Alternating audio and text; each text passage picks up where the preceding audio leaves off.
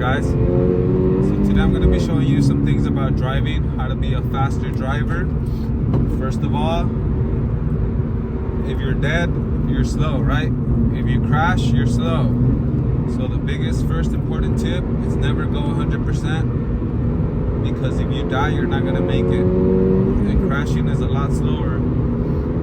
So you think you're fast, but you crash, now you're slow. So number one is never drive 100%. Or always keep your pace at about 75% or below. Usually the first runs on the mountain, try to keep it, try to come up, drive slow, take it easy, and look at the area. Even if you've driven the mountain 100 times, crap, braked a little too late on that.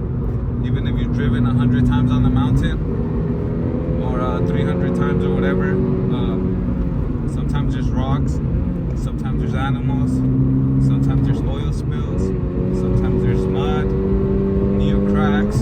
See right here, there's a lot of rocks that can cause you to slip.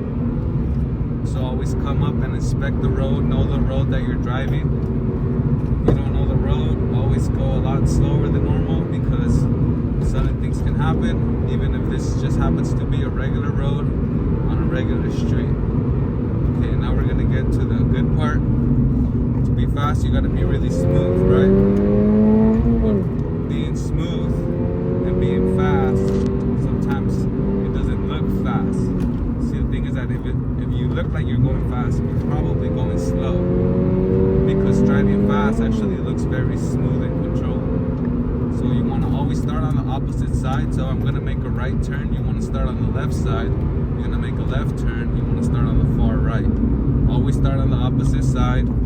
Brake early. It's better to brake early and take the turn too slow than to brake too late like this guy and crash into the mountain. See how this guy's going off the road, but he's not even going fast. Why? Because he's not taking the proper line. Now the other rule, unspoken rule here, which might actually be a actual law, is that if there's a faster car than you, you have to move out of the way. So this guy has a chance to move out the way, but he hasn't moved out the way, so now I gotta pass him, which sucks, because you should never cross double yellow. But also, if you're a slow guy like this, you should move over for faster traffic.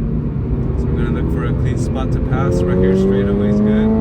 Never pass right before a curb or before a hill, which that was kind of before a curb, so that was my fault. But since it's nighttime, you can often tell when cars are coming around the corner without being able to physically see their car. That's why I like driving at night. I think it's a little bit better. So use your high beam so you can't see. Brake early. This is the apex, the most inside of the turn you can take. Obviously here the apex will be on the oncoming lane, but we're not going to go on oncoming traffic on a curb because that's blind. You can touch two wheels on the outside of double yellow, but be ready to come right back into your lane in case a truck like this passes by. Turn off your flashers when you see other drivers. Brake early, shift down if you have a manual. If you have an automatic, that's much better for learning on the mountains like this. If you're a young guy, you got an automatic, people make fun of you. It's okay, you gotta master steering with two hands before you can master driving a manual car. Right there, I almost lost control.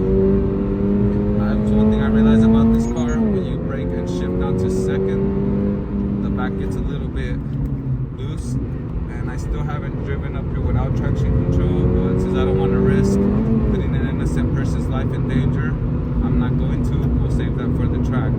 So we can't really get to know all of the car's handling characteristics up here, because it is a public road and you don't want to endanger anybody's life. So coming up to this guy, I'm turning off my blinds. Remember, still being smooth on the brakes and on the gas and on the steering as well. You want to turn the very least possible with your steering wheel. You want to turn with the accelerator.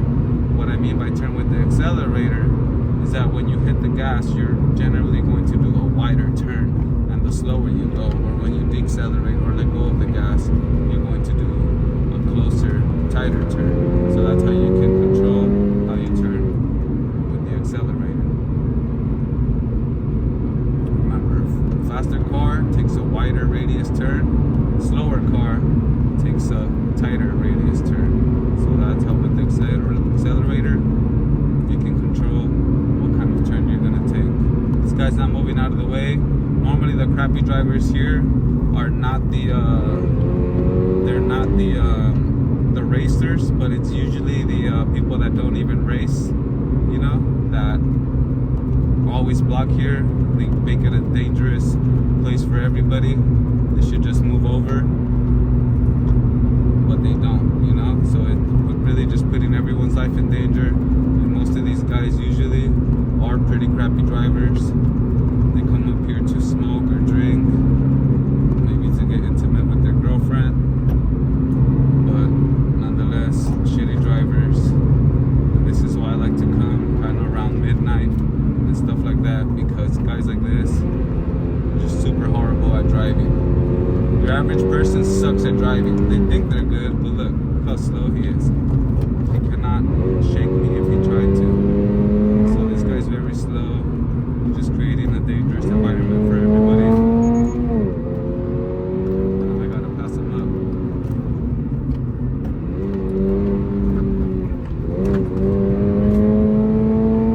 People like that make the mountains boring, you know? They're fun when you can drive, but people like that make it boring because they just come up here and they don't do anything.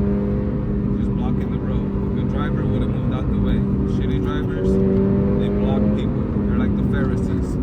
They won't let people go into heaven, but they also don't enter themselves. Don't be that guy. Move over. You don't move over for faster traffic, you're just creating more danger. There's cones here, probably because there's a lot of loose rocks, so we're gonna be careful. And I don't know what this is. Like I said, always be careful. Some tumbleweed, kind of looked like a wolf or a coyote for a minute there, or a big boulder. It was just some tumbleweed. That could cause an accident. You know, try to swerve that, swerve around that, and you can be in big trouble. So be careful. This is why you never go 100%, because you always need a little bit of wiggle room in case things go wrong.